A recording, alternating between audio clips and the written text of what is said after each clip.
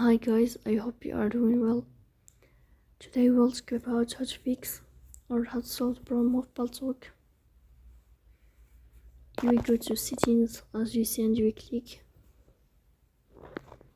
Here in this page we click on apps, default apps, app settings. Here you will go to above to search about Paltalk and you will click. Then in this page of app info,